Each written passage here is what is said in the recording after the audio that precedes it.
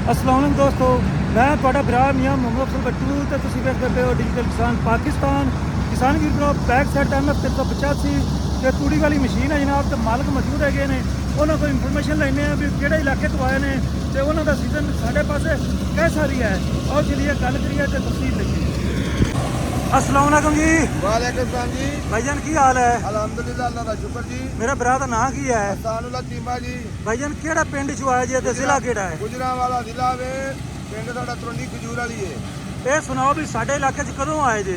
तकरीबन अभी जी आज 15 दिन हो गए ने आया। 15 दिन में कितनियां ट्रालियां बना लईयां ने? तकरीबन 300 ट्राली बना ली जी। ते सीजन कैसा रहा साडे इलाके दा?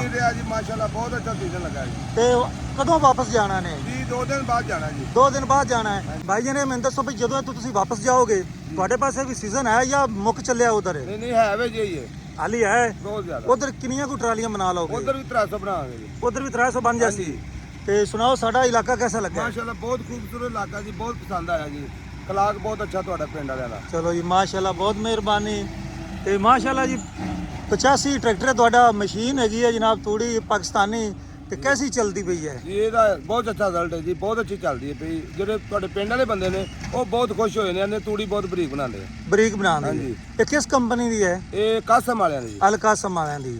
ਠੀਕ ਹੋ ਗਿਆ ਜੀ। ਤੇ ਕਿੰਨੇ ਮਿੰਟਾਂ ਵਿੱਚ ਇਹ ਟਰਾਲੀ ਬਣਾ ਲੈਂਦੀ ਹੈ? 19 ਮਿੰਟਾਂ ਦੀ ਟਰਾਲੀ ਬਣਾ ਹਟਦੀ ਹੈ। ਤੇ ਇਹ ਮੈਨੂੰ ਦੱਸੋ ਡੀਜ਼ਲ ਦਾ ਖਰਚਾ ਕਿੰਨਾ ਕੁ ਹੈ? ਤੇ 4 ਲੀਟਰ ਟਰਾਲੀ ਦਾ ਜੀ। 4 ਲੀਟਰ ਟਰਾਲੀ ਦਾ। ਇਹ ਜਦੋਂ ਸੀਜ਼ਨ ਸ਼ੁਰੂ ਹੋਇਆ ਹੈ, ਜਦੋਂ 72 ਵਾਲਾ ਨਾੜ ਹੈਗਾ ਸੀ, ਉਦੋਂ ਕਿੰਨਾ ਖਰਚਾ ਉਦੋਂ ਸੀ? 6 ਲੀਟਰ ਸੀ। 6 ਲੀਟਰ ਸੀ। ਹੁਣ ਕਿਰਾਇਆ ਕਿੰਨਾ ਲੈਂਦੇ ਪਏ ਜੀ? ਹੁਣ ਕਿਰਾਇਆ ਲੈਣਾ ਜੀ 7000 ਰੁਪਇਆ। 7000 ਰੁਪਏ ਲੈਂਦੇ ਪਏ ਜੀ ਟਰਾਲੀ ਦਾ। ਜੀ ਕਿਸੇ ਜਗ੍ਹਾ ਤੇ 6.5 ਵੀ ਹੈਗਾ, ਕਿਸੇ ਜਗ੍ਹਾ ਤੇ 7 ਵੀ ਹੈ। ਜੀ ਕਿਲੇ 7.5 ਵੀ ਹੋ ਜਾਂਦਾ ਨਾ। ਹਾਂ, ਮਤਲਬ ਵੀ ਜਿੱਥੇ ਅਗਰ ਜਿਸ ਤਰੀਕੇ ਡੀਜ਼ਲ ਮਹਿੰਗਾ ਹੋ ਗਿਆ ਉਸੇ ਤਰੀਕੇ ਰੇਟ ਵੀ ਵੱਧ ਗਿਆ।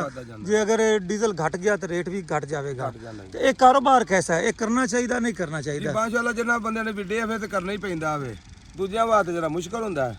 ਨਹੀਂ, ਇੱਕ ਬੰਦਾ ਕਹਿੰਦਾ ਵੀ ਮੇਰੇ ਕੋਲ 2 ਟਰੈਕਟਰ ਹੈਗੇ ਨੇ, ਮਸ਼ੀਨ ਨਹੀਂ ਹੈਗੀ, ਤੇ ਮੈਂ ਮਸ਼ੀਨ ਵੀ ਲੈ ਲਵਾਂ, ਟਰਾਲੀਆਂ ਕਿਰਾਏ ਤੇ ਲੈ ਲਵਾਂ। ਉਹ ਕਰੇ ਨਾ ਕਰੇ, ਕੀ ਮਸ਼ਵਰਾ ਹੈ ਤੁਹਾਡਾ? ਅੱਲਾ ਕੋ ਗੱਲ ਹੈ ਜੀ, ਉਹਦੇ ਨਸੀਬਾਂ ਦੀ ਗੱਲ ਹੈ। ਅਸੀਂ ਉਹਨੂੰ ਮਸ਼ਵਰਾ ਦਿਆਂਗੇ, ਲੈ ਲੈਗਾ। ਉਹ ਆਖੇਗਾ ਗਲਤ ਰਸਤੇ ਪਹਾੜਿਆ, ਜੇ ਅਸੀਂ ਆਖਾਂਗੇ ਨਾ ਲੈ, ਤੂੰ ਆਖੇਗਾ ਕਾਪ ਕਰੀ ਹੁੰਦੇ, ਸਾਨੂੰ ਕਿਉਂ ਡੱਕੀ ਹੁੰਦੇ? ਜੀ ਬਿਲਕੁਲ ਬਜਾ ਫਰਮਾਇਆ ਜੀ। ਗੁੱਡ ਹੋ ਗਿਆ ਤੇ ਚਲੋ ਠੀਕ ਹੋ ਗਿਆ ਭਾਈ ਜਾਨ। ਇੱਕ ਗੱਲ ਐਮ ਰਹਿ ਗਈ ਹੈ, ਜਦੋਂ ਤੁਸੀਂ ਗੁਜਰਨ ਵਾਲੇ ਜੋ ਸਾਡੇ ਉਕਾੜੇ 'ਚ ਦਾਖਲ ਹੋਏ ਜੇ, ਤੇ ਰਸਤੇ 'ਚ ਕੋਈ ਤੁਹਾਨੂੰ ਪਰੇਸ਼ਾਨੀ ਆਈ ਹੋਵੇ ਟ੍ਰੈਫਿਕ ਪੁਲਿਸ ਦੀ, ਤੁਹਾਡੇ ਡਰਾਈਵਰਾਂ ਦੇ ਲਾਇਸੈਂਸ ਵਗੈਰਾ ਹੈਗੇ ਨੇ ਨਹੀਂ ਹੈਗੇ?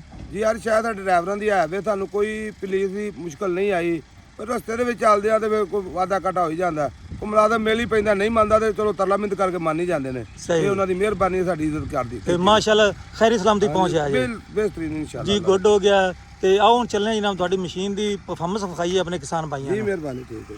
ਤੇ ਆਓ ਜੀ, MF 385 ਤੇ ਤੂੜੀ ਵਾਲਾ ਰੈਪਰ ਹੈਗਾ ਜਨਾਬ ਅਲਕਾਸਮ ਕੰਪਨੀ ਦਾ।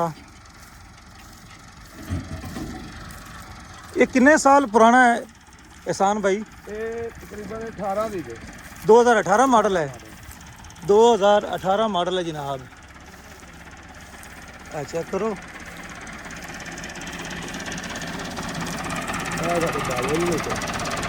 ਹਾਂਜੀ। ਅੱਛਾ, ਮੈਨੂੰ ਇਹ ਦੱਸੋ ਵੀ ਇਹਨੂੰ ਪੈਂਥਰ ਕੰਪਨੀ ਦੇ ਤੁਸੀਂ ਟਾਇਰ ਪਾਏ ਹੋਏ ਨੇ? ਜੀ ਜੀ ਇਹ ਟਾਇਰ ਕੈਸੇ ਚੱਲਦੇ ਨੇ? ਜੀ ਬਿਹਤਰੀਨ ਟਾਇਰ ਨੇ। ਟੈਂਕਰ ਦੀ ਅੱਛੀ ਕੰਪਨੀ ਹੈ, ਅੱਛੀ ਚੱਲਦੀ ਹੈ। ਇਹਦੇ ਤੇ ਕਿੰਨੇ ਕੁ ਮੁਤਮਿਨ ਹੈਗੇ ਜੀ? ਅਸੀਂ ਫੁੱਲ ਮੁਤਮਿਨ, ਜੇ ਇਹ ਖਤਮ ਹੋਏ ਤਾਂ ਦੁਬਾਰਾ ਫੇਰ ਇਹੀ ਪਾ। ਅੱਛਾ, ਗੁੱਡ ਹੋ ਗਿਆ ਜੀ, ਠੀਕ ਹੋ ਗਿਆ।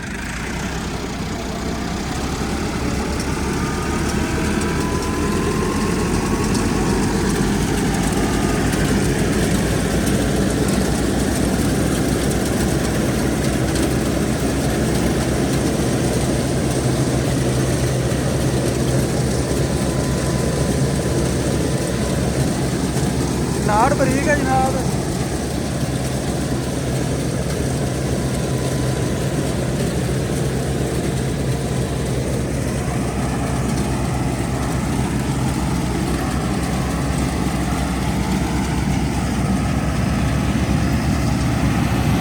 ट्रैक्टर का लोड शोड कोई नहीं है जी।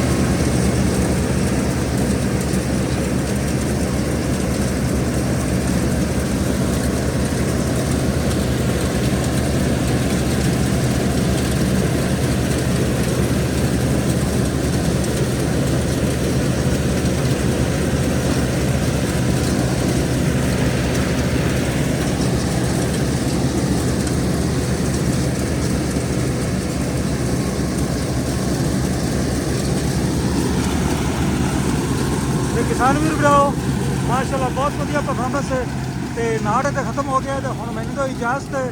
ਤੁਹਾਡਾ ਭਰਾ ਮੀਆਂ ਮੁਹੰਮਦ ਅਫਜ਼ਲ ਬੱਟੂ। ਅੱਲਾ ਹਾਫਿਜ਼। ਪਾਕਿਸਤਾਨ ਜ਼ਿੰਦਾਬਾਦ।